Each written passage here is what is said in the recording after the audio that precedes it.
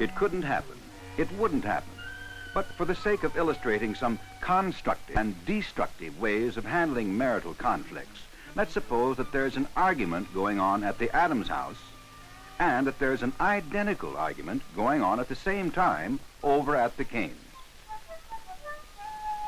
Let's listen in on both couples for a moment. First, the Canes.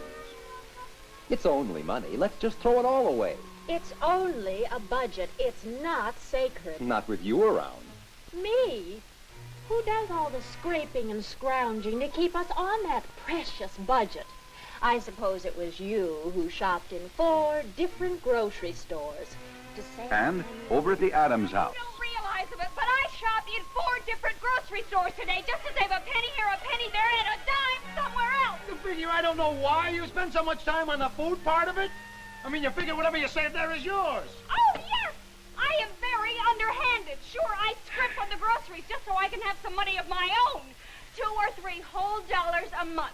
But you have a big fat allowance built right in the budget. Oh, boy, let's... The Adamses and the Canes are at it again. The gist of their argument so similar that in switching from one house to the other, not a thread is lost.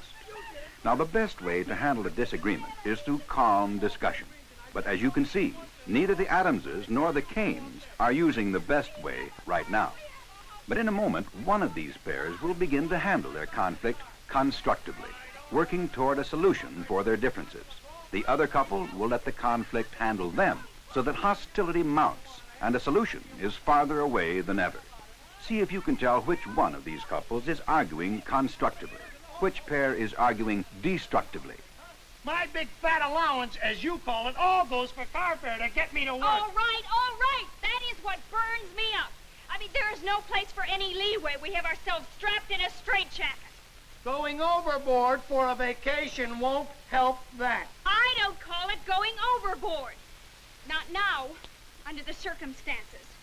Look, just once I want to have the best. You have the best when you buy a new suit. Oh, boy, back to that. I bought one good suit in my life, and I've worn it for 3 years. That's extravagance. But a trip to Acapulco? Oh, now that makes sense. Now, look, you know my suit has nothing to do with this, so let's just forget it. Okay. But you can't say that a real vacation doesn't make sense. Not when we have the money, and not when it's the only chance we're going to have for years. Is that what's bothering you, the fact that we're going to be tied down? Look, if that's what's eating you, let's talk about that, and not about spending every cent in the savings account. It's not eating me! I'm tickled to death about the baby. But you can't deny that a baby's going to keep you at home. The responsibilities are going to pile up. Exactly. Think of the hospital bills and furniture and stuff for the baby. Is that what's bothering you? How much it's going to cost? I can see us now haggling with doctors to find out who's going to deliver the baby for $2.98 less than somebody else. You are acting like a ninny. You've already lined up the best obstetrician in town. And speaking of him, what does he think of this idea of yours of going on a vacation? Does he think it's all right? I don't know. I didn't ask. But I'm just a ninny. I'm sorry. You're not the ninny. I'm the ninny for letting you get me so worked up. Look, I understand how you feel. I'd like to break loose from the grind while we still can. But we're going to need every penny, and we're going to have less because you won't be working anymore. Aha! You admit it. You said you'd like to break loose. You want to get away just as much as I do. I never said I didn't. I said, do we have to go whole hog? And you jumped up on your high horse. I beg your pardon. You said a budget is a budget, and I thought that meant the trip was just off. Well, it's not. Not unless you insist on going to the ends of the earth. Well, I don't insist on anything. I mean, I am willing to go anywhere I decide. Uh-huh. I mean, we decide. Oh, you gave yourself away. I did not. Did I? Uh-huh. I said we. I did. Well, you know what I mean. Okay. You win. But I know we've got to be reasonable about it. Well, then for Pete's sakes, let's argue about what we can do, huh? Meanwhile, over at the Canes, I tell you what you can do. You always do. You can stop acting like a martyr every time I inject a little common sense into the discussion. Common sense. You say no without even listening to what I have to say, and you call that common sense. Well, what is there to listen to? You walk into the room and announce, we're going to Mexico. You expect me to just say, yes, darling? Well, that wouldn't hurt for once. Do you have to make all of the decisions? Oh, come on, don't be so silly. Talk facts, will you? You want facts. What about the car? You bought what you wanted, didn't you? Oh, it's all right for me to work for cars and vacations, but I don't have any say. Not when what you have to say is just plain stupid. Picking out a car because it's blue. Stupid! So stupid, I'm in charge of my own department. I thought that'd come out. Your fine job. Well, let me tell you, I'm fed up with hearing about your fine job. You knew when you married me that it would take time for me to work up in the company. So that was all right when you were trying to hook me. Now it's new carpets, new cars, big trips, any excuse for you to keep on working. Because that's what you really want. How would you know what I really want? At least what I earn gives us some of the nicer things in life. The nicer things? Well, what are they? More furniture? A new carpet? Have you ever heard of a family? Of children? Or aren't they nice enough? Well, that's a new one. Especially since it was your idea to wait until you got established until we had a family. My idea? That's a laugh. My idea was to wait until you grew up a little. A fine mother you'd make. Even your own mother admits you're spoiled. Leave her out of this. Why should I? I pay for her rent and her groceries, don't I? Oh, maybe I shouldn't mention that. Maybe that's one of the nicer things in life that I haven't got sense enough to appreciate. Oh, brother, tears. That just solves everything. With both the Canes and the Adamses, it's clear that there is much more involved here than the disagreement over money with which the quarrels began. This is usually true of most marital conflicts. It's also apparent that the heat of a quarrel has nothing to do with whether it solves anything. The hot-headed Adamses bear this out. Oh, no. Can't do it. Might be bad for you and the baby. How about here? Oh, no. That's too close to Aunt Helen. You know, if she ever heard we went through and didn't stop. Besides, getting trapped at a relative's is the last thing. Oh, see, there's the lake the Smiths raved about. What do you think about that? Say, now, If you that's a- decided that the Adams conflict, for all its heat, was the one which moved through constructive channels, you were right. Their clash cleared the air for a reasonable discussion. But the discord between the Canes, although not so loud, didn't get anywhere, and left both of them feeling worse than ever. What makes a quarrel destructive? Let's back up and note some of the damaging elements of the Canes' quarrel.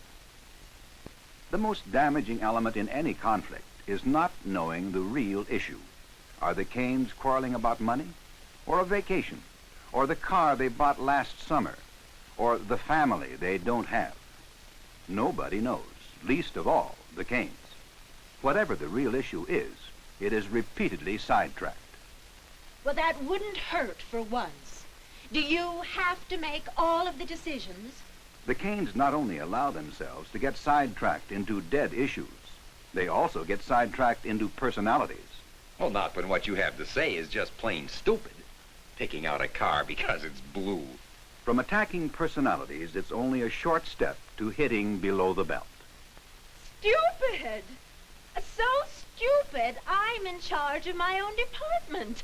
And once the hitting gets below the belt, outright hostility, the urge to hurt the other person as badly as you've been hurt, comes to the fore. My idea was to wait until you grew up a little.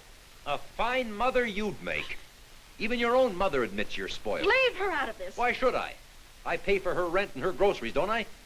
Nowhere in the Canes' argument was there any attempt to understand the other person's viewpoint or to find the real issue. The tension exploded the only way it could for the Canes, in tears and resentment. Over at the Adamses, tension worked itself out to the point where they could laugh at themselves. Why? What did they do to handle the conflict? Let's go back and note the things which helped. First of all, After some preliminary sparring, the Adamses zeroed in on the issue. Should we or should we not take a vacation? It took some effort, but they stuck to the issue as closely as they could while under emotional stress. Now that makes sense. Now look, you know my suit has nothing to do with this, so let's just forget. Okay. But you can't say a real vacation doesn't make sense. Not when A we dead have... issue which could have sidetracked them was disposed of by mutual consent, and an effort was made on both sides to try to understand the other person's viewpoint. Is that what's bothering you, the fact that we're going to be tied down? To make sure that what the other was saying was understood. It's what's bothering you. How much it's going to cost. I can see us now haggling with doctors. Sometimes the Adamses lapsed off into personalities, even name-calling, but they never resorted to red flag words such as stupid and spoiled, the way the Canes did. You are acting like a ninny. And when Adams realized he had fallen into the common practice of name-calling, I don't know, I didn't ask. But I'm just a ninny. You're not the ninny. I'm the ninny for letting you get me so worked up.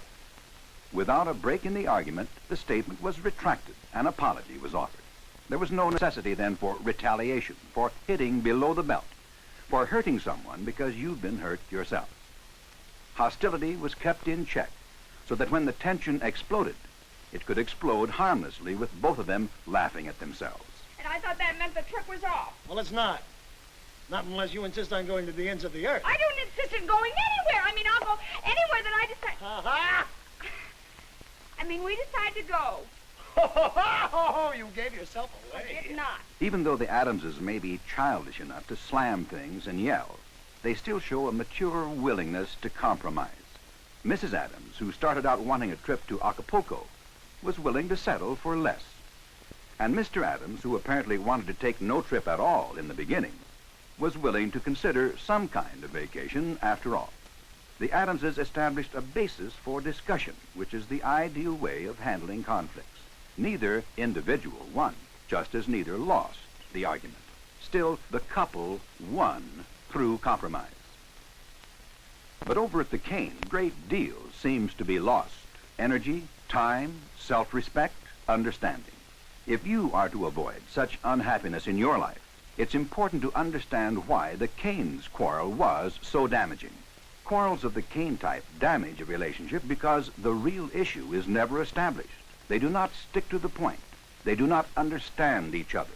They hurt each other. They will not compromise.